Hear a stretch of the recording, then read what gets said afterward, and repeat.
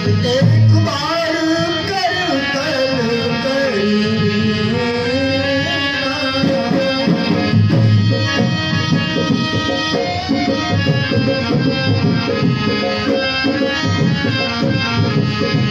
लावत हरि गुरु कबीर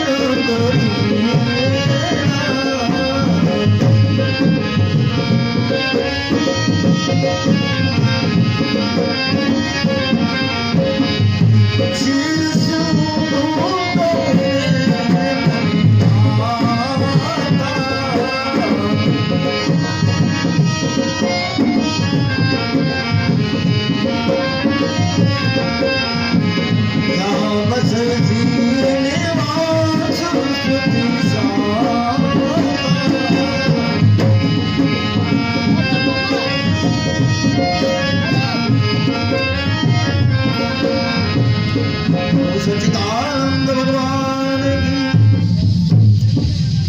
महाराज देवर्षि नारद जी वहां पहुंचे क्षीर सागर में। तब तक श्री हरि वैकुंठनाथ के मुखारविंद से अचानक 4 श्लोक निकले। 4 श्लोकों को देवर्षि नारद ने सुना। देवर्षि नारद आकर के अपने पिता ब्रह्मा जी को सुनाया। ब्रह्मा जी ने अपने पुत्र व्यास को सुनाया। व्यास जी ने 4 श्लोकों की व्याख्या कर इसे 18,000 श्लोक बना करके तैयार किया। श्रीमद् भागवत महापुराण कहते हैं कि श्रीमद् भागवत महापुराण कहते हैं भवानी शंकरो बंदे श्रद्धा विश्वास से पढ़ो। श्रद्धा भक्ति से प्रेम से जो श्रीमद् भागवत कथा का रसास्वादन पान करेगा वो धर्म अर्थ काम मोक्ष चारों पदार्थ शीघ्र में ही प्राप्त कर लेगा। ऐसी श्रीमद् भागवत कथा की लीला है। महाराज सूत जी कहते हैं कि एक समय की बात है, देवर्षि नारद समस्त तीर्थों में घूमते हुए गया, पुष्कर, बद्रीनारायण, द्वारिकापुरी इत्यादि समस्त तीर्थों में घूमते हुए वृंदावन को पहुंच गए। जब वृंदावन को पहुंचे तो वहां देखते क्या है कि 2 पुरुष लेटे थे। उन्हीं के पास एक स्त्री बैठी थी, सो रो रही थी। देवर्षि नारद ने इस दृश्य को देखा, बहुत ही सोच विचार में पड़ गए। और क्या देखते हैं, उस स्त्री की सेवा में तमाम स्त्रियां, कोई पंखा जल रहा है, कोई भोजन बना रहा है, कोई कुछ कर रहा है, कोई कुछ कर रहा है। देखा कहा इस स्त्री को इतनी सुख सुविधा है, फिर भी रो रही कि कारण क्या है। देवर्षि नारद पूछने लगे उससे, अरे देवी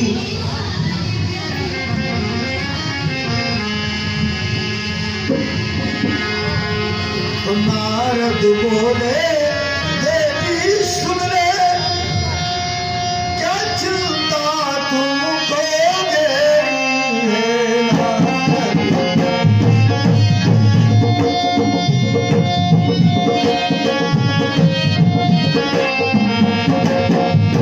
नारद बोले, देवी सुन ले क्या चिंता तुमको घेरी है।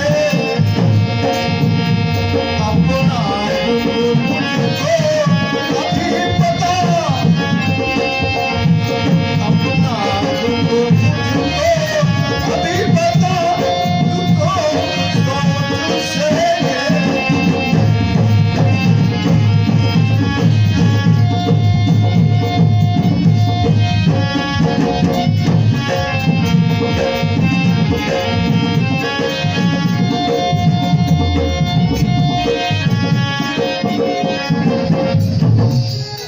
देवर्षि नारद ने उससे पूछा, कहा तुम क्यों रो रही हो, रोने के कारण तो बताओ। वो स्त्री तत्काल देवर्षि नारद को प्रणाम किया और कहा, महाराज अहो भाग, कहते हैं संत मिलन और हरि कथा तुलसी दुर्लभ दो। संत के दर्शन और भगवान की कथा ये दुर्लभ है। जो कि आपके दर्शन हुए, महाराज कृपा करके मेरा तुम थोड़ा सुन लो, उसके बाद जाओ। और देवी कहने लगी कहा महाराज मेरा जन्म हुआ था त्रिपुरा देश में, और जब हम कर्नाटक पहुंची वहां को युवा अवस्था प्रदान हुई। धीरे धीरे गुजरात होकर के निकली, वहां हमको कुछ मान्यता मिली। फिर कर्नाटक पहुंचते ही मुझे वृद्धावस्था आ गई, यानी कलयुग का जन्म हो गया। कलयुग के प्रभाव से हम तीनों बलहीन हो गए। क्या दोनों मेरे पुत्र हैं, एक का नाम है ज्ञान, एक का नाम है वैराग्य, मेरा नाम भक्ति है। सो महाराज हमने सोचा कि चलो वृंदावन चले, भगवान राधा की कृपा जरूर करेंगे। हम तीनों जब वृंदावन पहुंचे, देखा राधा माधव की बहुत बड़ी प्रार्थना किया, तो राधा जी की कृपा मुझ पे तो हो गई, हमको युवावस्था प्रदान हो गई। लेकिन हमारे दोनों बच्चे ज्यों का त्यों रह गए। सो महाराज यही तो मुझे खाया जा रहा है कि जो देवता होगा और मेरा पुत्र न कहता होगा। कहते होंगे लोग कि किसी माँ बाप ने पैसे के चक्कर में बूढ़ों के साथ ब्याह कर दिया, एक नहीं दो के साथ। ये दुख मुझे खाया जा रहा है। देव स्वागत से हाथ जोड़ करके रोने लगी। भक्ति कहने लगी कहा महाराज कैसे भी मेरा दुख दूर करो। देव नारद मंत्र पढ़ पढ़ करके जल का छींटा मारा, कानों में मंत्र को सुनाया। वेद मंत्रों को सुनाने के पश्चात थोड़ा आंखें खोला, ज्ञान में रख उठने की चेष्टा किया, तत्काल फिर गिर गए। जब फिर गिर गए तो देव नारद सोचने लगे कि वेद मंत्रों से बढ़कर तो कुछ है नहीं, अब क्या किया जाए। नारद जी चल देते हैं। जब नारद जी चलने लगे तो भक्ति के नहीं महाराज मुझे इस तरीके से छोड़ कर न जाओ। देव नारद कहने लगे, नारद बोले भक्ति सुने मैं भी लौट कर आता हूँ।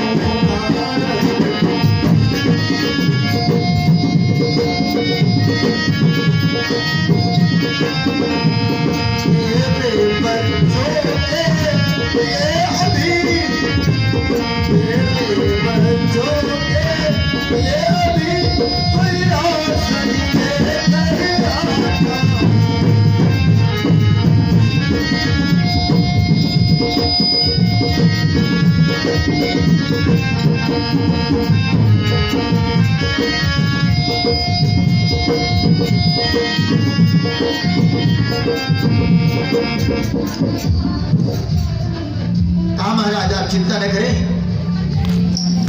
मैं अभी जा रहा हूं, कैसे भी तेरे पुत्रों की रक्षा हो मैं वही उपाय करूंगा। देव स्वागत चल दिए। चलते चलते मथुरा नगरी को, यमुना को क्रॉस किया, मथुरा पहुंचे। मथुरा से बाहर निकले, एक वट वृक्ष के नीचे चुपचाप बैठे थे। तब तक ब्रह्मा जी के पुत्र सनक सनंदन सनातन सनत कुमार चारों कुमार पहुंच जाते हैं। जब ये चारों कुमार पहुंचे कहने लगे कहा क्या बात है देवर्ष, क्यों इतना दुखी हो। सारा हाल देवर्ष ने कह सुनाया और कहा महाराज क्या करें, कैसे इनका दुख दूर हो। चारों कुमारों ने कहा देवर्ष इस दुनियादारी में न पड़ो, भक्ति ज्ञान वैराग्य को लेकर के हरिद्वार तीर्थ में चले जाओ। आनंद घाट पर हर की पड़ी पर गंगा जी के किनारे बढ़िया वृक्षों की सुंदर सुंदर छाया है, वहीं जाकर के इनको श्रीमद् भागवत कथा सुना दो, इनका कल्याण हो जाएगा।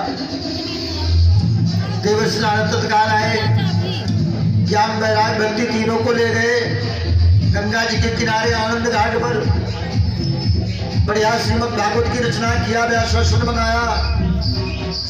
वैसे तो हरि का द्वार है, समझ देवता हमेशा विराजमान रहते हैं, लेकिन समझ देवताओं का आह्वान किया, सबको बुलाया, ढिढोरा पिटवा दिया। का भैया बड़े भाग्य की बात है, आज हरिद्वार तीर्थ में गंगा जी के किनारे श्रीमद् भागवत कथा होने जा रही है, आप सब लोग सुने और सब लोग पुण्य के भागीदार बने।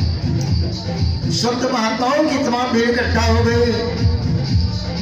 ज्ञान वैराग भक्ति को लेकर के द्वातीयत पहुंचे, श्रीमद् भागवत कथा प्रारंभ कर दिया। 7 दिन की कथा थी। 7वां दिन आया, हवन यज्ञ पूर्ण हुआ। भगवान विष्णु सुशंख चक्रम सकिरीट कुंडलम सपीतमस्तम सरसीरोहेक्षणम शारवच्छास्तलकोध्वंसियम नमामि विष्णु चतुर्भुजम। बोले विष्णु भगवान की जय। शंख चक्र गदा पर विद्या ध्यान के वैजयंती की माला गले में पड़ी है। बंद बंद मुस्कुराते हुए भगवान विष्णु प्रकट हो गए, सबको मनोवांछित फल दिए।